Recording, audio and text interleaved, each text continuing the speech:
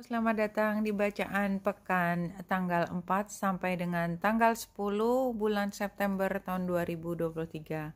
Selamat datang di bacaan. Kali ini ambil hanya jika resonate, silahkan lihat description box di bawah video ini untuk rangkuman bacaan pekan kali ini.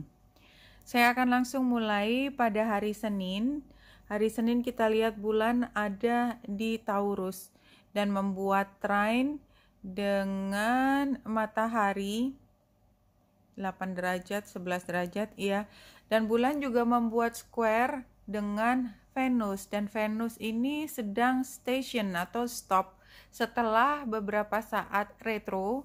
Jadi ini kalau kita lihat Venus yang ada di Leo di 12 derajat, ada huruf S-nya di samping bawahnya, Monday. Nah, hari Tuesday-nya dia sudah bergerak maju, udah nggak station lagi, tetapi pada saat station ini kan dia kayak kalau kita ngerem gitu kan, dari mundur terus ngerem, habis itu kita mau maju lagi. Nah, sesaat sebelum kita maju itu ada jeda waktu cukup panjang di mana kita berhenti sejenak. Sama seperti kalau kita tarik nafas panjang ya. Tadi kan kita pelan-pelan tarik nafas panjang gitu ya. Tahan. Pada saat antara tarik, berhenti, mengeluarkan nafas, itu ada saat dimana kayak kita tidak bernafas sama sekali gitu ya. Semakin kita konsentrasi, semakin kita aware, menghayati flow-nya nafas kita tahu kapan pada saat kita ngambang, tanda petik, kita tidak sedang menarik napas, kita tidak sedang menghembuskan napas. Nah, kalau meditasi, saat di antara menarik dan menghembuskan, ketika ada berhenti sebentar, itu sebenarnya adalah gerbang di mana kita bisa masuk ke wilayah unconscious kita yang lebih dalam. Jadi semakin kita mampu menahan gitu ya, menahan, tetapi dalam arti bukan kita nggak napas sama sekali, bukan itu maksudnya, tapi kita punya periode itu makin panjang, semakin kita punya kesempatan untuk bisa menyelami masuk ke dalam area yang lebih dalam. Tapi saya nggak sedang bicara itu karena itu terlalu rumit, buat saya juga terlalu rumit. Nah, yang sedang saya bicarakan adalah Venus yang tadi stop, dan dia ngerem, dari mundur dia akan maju. Akibatnya adalah energi Venus menjadi sangat kuat. Energi Venus adalah tentang tadi ya, tentang kecantikan, perasaan ingin tampilnya the bestnya kita gitu ya. Kita ingin terlihat menawan hati, kita ingin merasakan kenyamanan, kenikmatan dunia, kita ingin merasakan cinta yang paling mendalam, hubungan yang paling memberi rasa kepuasan hati ya, yang membuat hati kita content. Dan Venus juga berada di Leo. Leo itu adalah tentang kreativitas. Kalau kita sedang berkreasi, artinya kita dalam kondisi optimal. Kalau kita dalam kondisi stres atau kita dalam kondisi yang kelelahan, kreativitas kan nggak bisa muncul. Ada memang orang yang terbiasa untuk kreativitasnya nunggu sampai kepepet dulu, tapi nggak gitu, karena naturalnya adalah kita bisa berkreasi dengan optimal ya ketika kita sudah nggak mikirin yang lain gitu ya. Nah, kalau kreativitas yang kepepet itu biasanya karena urgensi gitu. Nah, beda. Nah, kalau di sini seperti Venus ketemu dengan Juno di Leo, ini barangkali ini adalah pertemuan antara dua sejoli ya kalau menurut saya. Jadi ini adalah periode, mungkin kalau kita lihat hari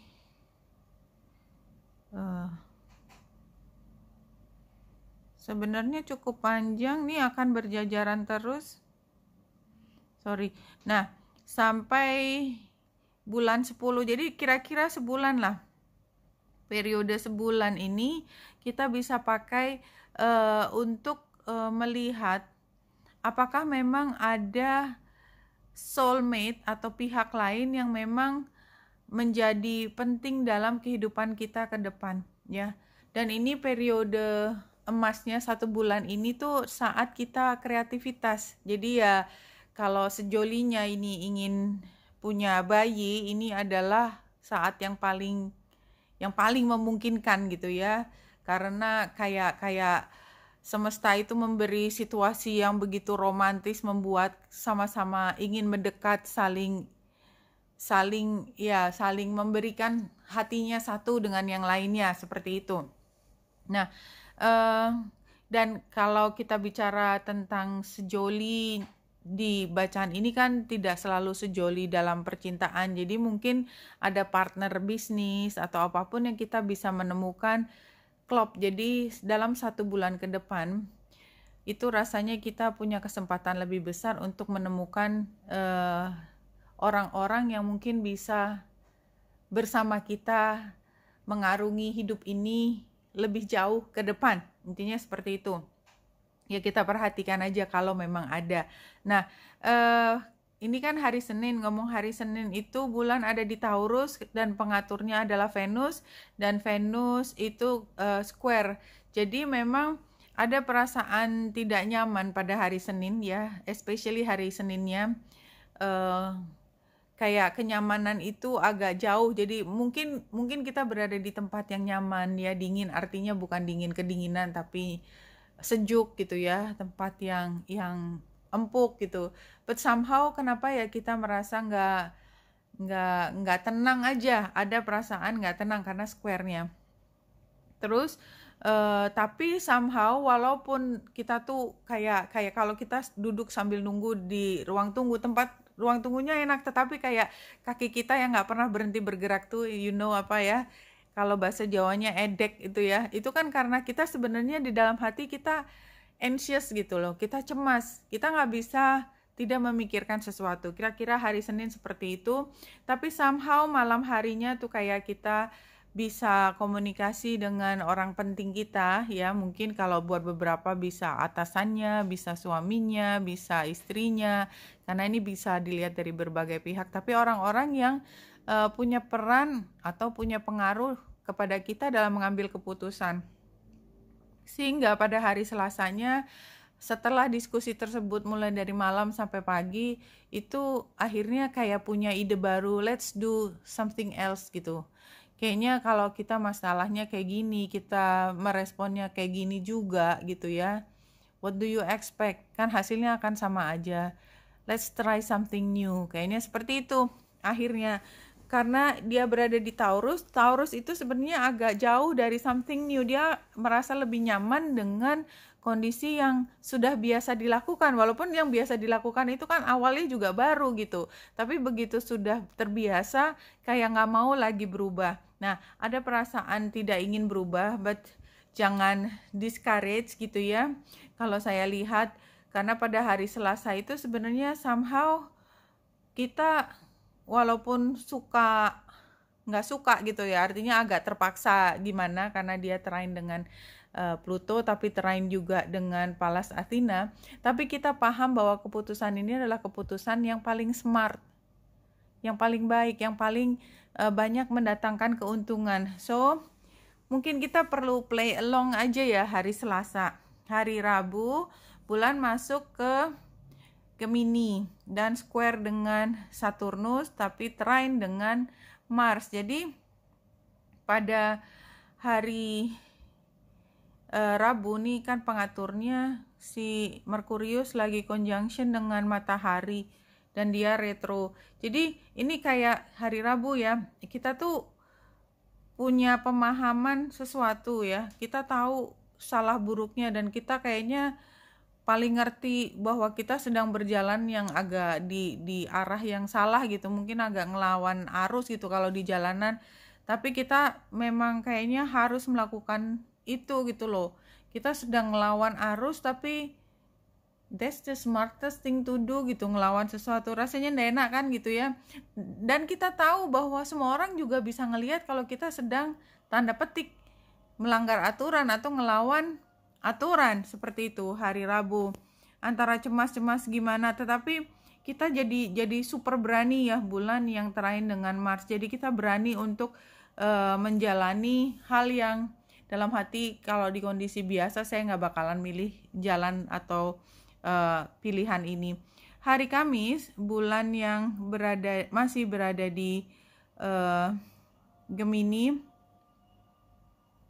itu square dengan 17, square dengan matahari. Dan ya, jadi kayaknya sih apa boleh buat. Jadi Rabu dan Kamis itu kita posisinya sebenarnya kayak villain gitu kalau saya ngerasa. Jadi kita villain tuh artinya kita sedang ngelawan arus, tapi ya ngelawan arus itu kan sebenarnya kalau saya artikan tidak harus melanggar aturan besar, tetapi being very creative, no?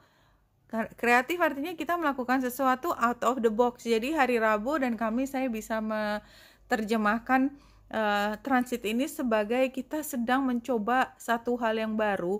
Setengah mati kita ngelawan kebiasaan, hati kita atau kebiasaan kita pasti akan tertarik untuk melakukan yang lalu, tapi kita sedang melawan setengah mati arus. Karena kalau kita masih dengan cara yang sama atau business as usual, kita akan tahu hasilnya sama, which is itu bukan yang kita inginkan juga tuh.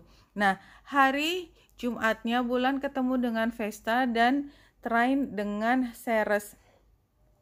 Jadi kalau ada perasaan disharmoni gitu ya, perasaan kayak nggak in alignment hatinya hari Rabu dan Kamis, kayaknya jalanin aja prosesnya in the flow, walaupun in the flow-nya agak ngelawan arus gitu ya. Hari Jumat kita akan merasa bahwa kita tuh sebenarnya justru mengikuti satu pendekatan yang baru, paradigma baru. Dan paradigma baru ini sebenarnya sudah ada pembelajarannya dari masa lalu, dari orang lain, pihak lain, dan itu terbukti membawa keuntungan sebetulnya. Tapi kita baru bisa menyadarinya hari Jumat. Dan ini karena bulan conjunction dengan Vesta menjadi focal point T-square yang kakinya adalah Neptunus dan Pallas Athena. Berarti Pallas Athena melawan atau oposisi dengan Neptunus retro. Maka yang saya lihat perasaan campur aduk, confused. Iya, bingung. Jadi kita tuh kayak berusaha untuk mengikuti sesuatu ya, yang kita tuh nggak 100% percaya. Tapi kita harus melakukannya. Pada hari Rabu dan Kamis kita ikuti jalan. Hari Jumatnya kita mampu sampai pada titik di mana kita selesai, kita mengikuti secara penuh apa yang menjadi saran tanda petik yang out of the box itu, dan kita sebenarnya confused. I'm sorry, tetapi walaupun confused, kita tahu ini adalah cara yang terbukti akan membawa keuntungan.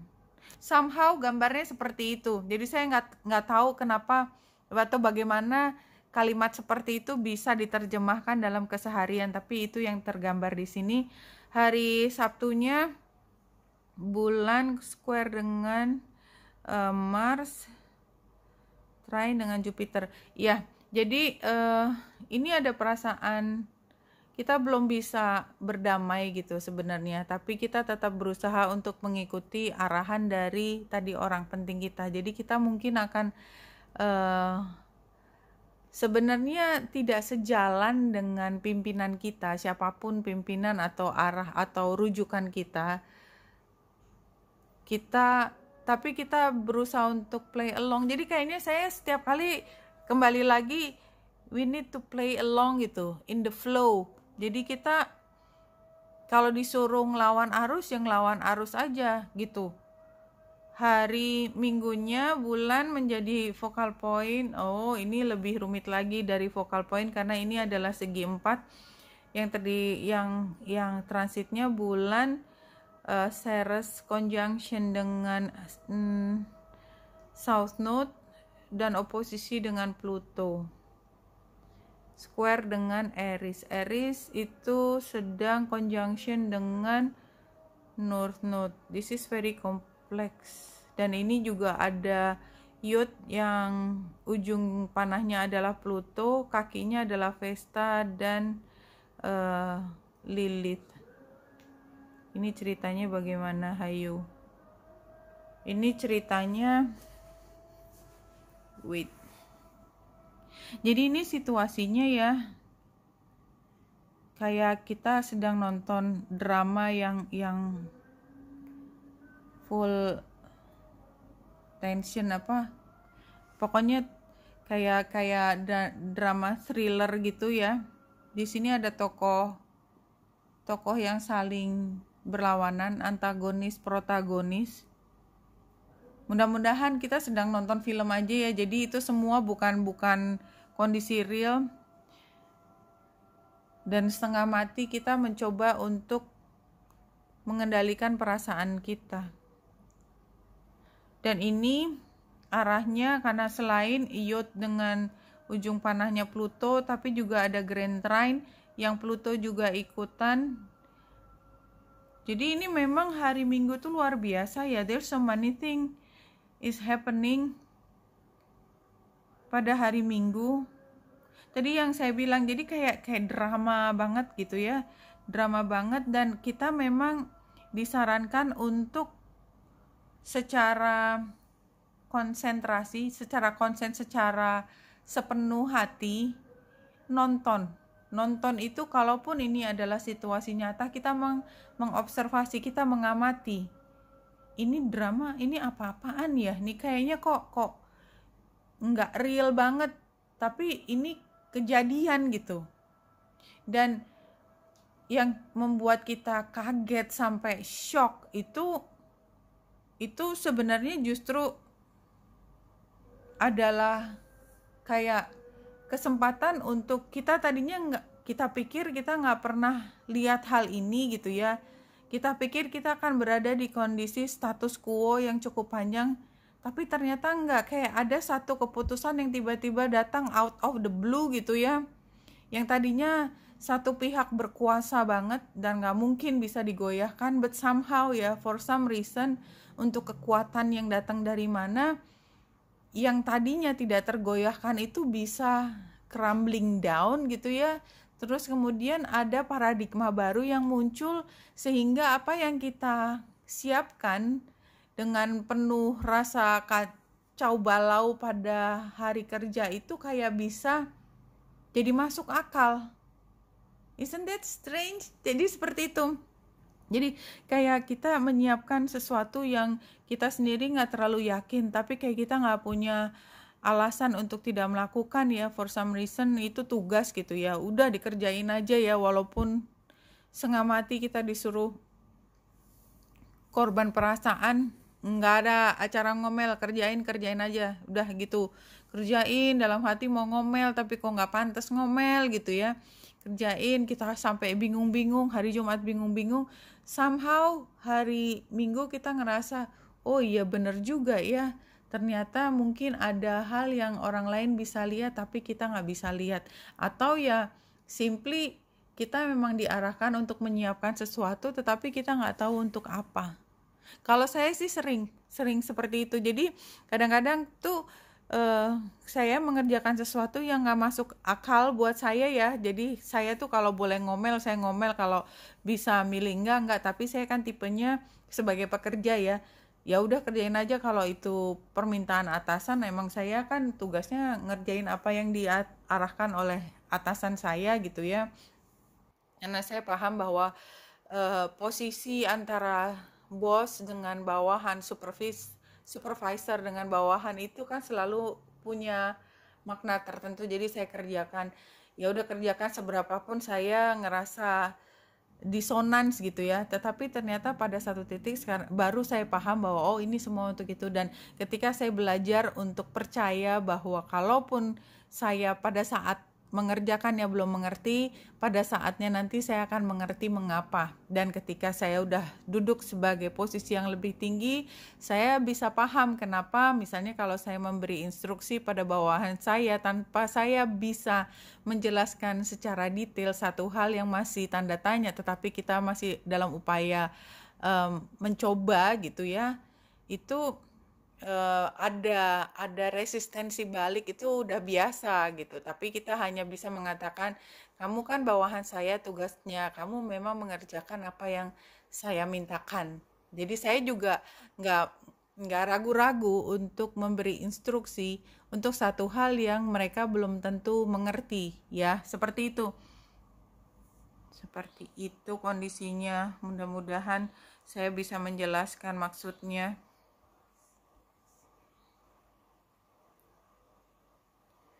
Kalau di sini the lion and the deer. Lion itu kan yang memangsa, the deer itu yang dimangsa. Jadi kan ada posisi salah satu lebih kuat, yang salah satu lebih submissive. When you enter the garden of the heart, you become fragrant like rose. When you fly toward heaven, you become graceful like the angel. If you burn like oil, you become brilliant. When you become thin like hair in yearning, your joy leads the way. You'll be a kingdom and the king. You'll be a paradise and the guardian angel. You'll be infidelity and you'll be faith. You'll be the lion and you'll be the deer. Ya, jadi ini intinya dikotomi itu kayaknya tidak harus berada di dua entitas yang berbeda. Satu entitas, ya orang, organisasi atau apapun, itu bisa membawa dua karakter yang saling bertentangan. Something like that, dua-dua. Ya itu kan hakikatnya keluarga, no? Nah, ada pembagian peran. Kalau di sini message, iya, jadi message itu kan ada pesan berseliweran, kita baru paham kemudian. Tetapi ini sebenarnya adalah situasi yang kita bisa masuki justru karena kita pernah punya prestasi sebelumnya. Jadi jangan lihat ini sebagai hambatan, tapi lihat ini sebagai ini adalah tugas karena kita berhasil sampai pada posisi yang tinggi. Hey, posisi yang tinggi, tugasnya lebih berat, stresnya juga lebih tinggi. Apapun message atau informasi yang berseliweran, itu diterima aja. You will understand it later. Sih, ini gambarnya seperti itu. Kalau dari yang sudah ini semua jumping ya. Yang jumping ini inflow. Jadi tadi saya sempat mengatakan ini kayak kita mau nggak mau ikutin aja flow-nya, seberapapun kita merasa kita sedang ngelawan arus. This is expression in full flow. Let yourself be heard, let yourself shine. Time to take center stage. This is all about feeling the universal flow of energy, joy, creativity, and communication. Sing, dance, and let yourself be seen in all your glory. Set your creativity inner being free. Express all those things inside you that you would normally hide from the world. Ini saatnya berkreasi. Dioptimalkan saja kreativitasnya. Kemudian ini prosperity, there is a positive shift in your flow, tapi flow-nya keluar lagi, of divine support. Jadi menurut saya, dan ini kan ke arah kayak there is a positive shift in your flow of divine support, ke arah prosperity sih. Jadi ini kembali sebenarnya sama dengan tadi, ini adalah tentang flow. Ada yang jadi arus ini sebenarnya sedang mengarahkan kita pada tempat yang kita memang seharusnya ke situ. Dan ini juga jumping the path. The path itu kan flow tadi kan ada streamnya gitu, nggak random gitu. Terus, nah kita hanya perlu untuk mengamati dan kita tidak perlu tahu kedepannya bagaimana. Jadi kita ngikutin flow. Jadi it's all about flowing, mengikuti arus. dan itu sangat konsisten.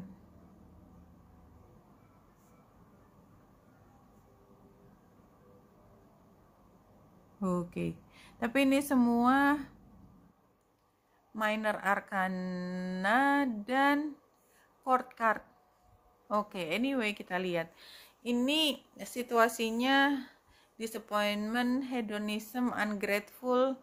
Iya, ini kayak kita ngerundel, kita dikasih instruksi nggak puas, kita pengennya protes, atau kita ngasih instruksi nggak ada yang nurut sama kita, kemudian kita jadi ya udah terserah lu, pokoknya aku kan udah bilang kalau nggak mau itu terserah kamu ya, ini konsekuensi ditanggung sendiri, rasain aja gitu. Kayak ngomongnya tuh nggak orang yang puas, disappointment kan, situ situasi. Challenge-nya ini gimana sih, ini orang nggak ngerti apa gimana ya, jadi kayak tapi tempatnya intelijen itu malah di challenge. Jadi semakin kita sok pinter ya, kita justru semakin bermasalah. Kita playing dumb kayaknya deh somehow. Kadang-kadang saya juga begitu ya, jadi kadang-kadang saya ngerti semuanya nih kayak orang tolol, tapi whatever lah, pokoknya kalau ngelawan arus juga nggak ada gunanya. Jadi artinya ngapain lah berstrategi untuk satu hal yang kayak gini, udah ikutin aja. Kayak gitu rasanya, seperti itu. Sama si advice-nya coercion, silent treatment. Kan ini kan sebagai advice, coercion tuh ya maksa gitu kan. Pokoknya kamu kerjain, besok aku tunggu jam 5 harus sudah selesai. Yang bener ya, kerjanya yang bagus. Atau silent treatment, terus mereka protes-protes, diemin aja. Kayak gitu. Memang begitu tulisannya gimana?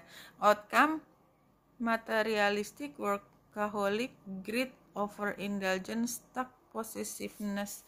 Iya, jadi kayaknya memang ini sebenarnya situasinya sangat kompleks. Kalau kita lihat-lihat ya, ada orang yang cenderung ke kiri, ada orang cenderung ke kanan, ada yang muter-muter, ada yang bulat, pokoknya kayak karena kita kasih instruksi yang mereka nggak ngerti gitu ya, atau mereka masih mencoba untuk menginterpretasikan dari otaknya mereka. Tapi kita punya arahan yang begitu tegas, which is nggak semua orang bisa ngerti kenapa mereka harus melakukan itu, tapi lakukan saja dan fokuskan pada hasil akhir yang sifatnya materi. Kayaknya memang ini minggu ini kan advice-nya udah dikerjain aja, nggak usah bantah. Intinya nggak usah bantah. Pengen bantah, iya semua orang pengen bantah, tapi nggak usah bantah gitu. Atau kalau kita yang dibantah, kita yang bilang begitu, ikutin aja flow-nya. Udah ada prosedurnya, diikutin aja prosedurnya, nggak usah banyak cincong. Kira-kira seperti itu. Your most powerful and only healer is within. Jadi your most powerful and only healer is within. Jadi ini kan situasinya mungkin kita ketemu dari satu disappointment ke disappointment lain. Berarti kan sebenarnya somehow kita lelah, kita terluka, kita merasa tidak didengarkan. Tetapi kalau itu terjadi, coba untuk mengatasinya dari dalam diri. Jadi kalau kita pada saat ini mencoba mencari ketenangan dari luar, kayaknya kita nggak bisa dapat itu, karena kita akan dipaksa, tanda petik coercion tadi, atau kalau kita nggak ngerjain kita didiemin, kita nggak dianggap, kita nggak perform. Jadi minggu ini kerjakan semaksimal mungkin apa yang harus dikerjakan. Banyak sisi yang kita masih nggak tahu dan kita berusaha untuk protes, tapi udah kerjain aja sesuai dengan instruksi semaksimal mungkin. Kalau bingung, cari sendiri jawabannya, yang penting lihat dari instruksi yang ada. Oke, Wenita Indrasari di sini, semoga membantu. Salam hati dan cahaya.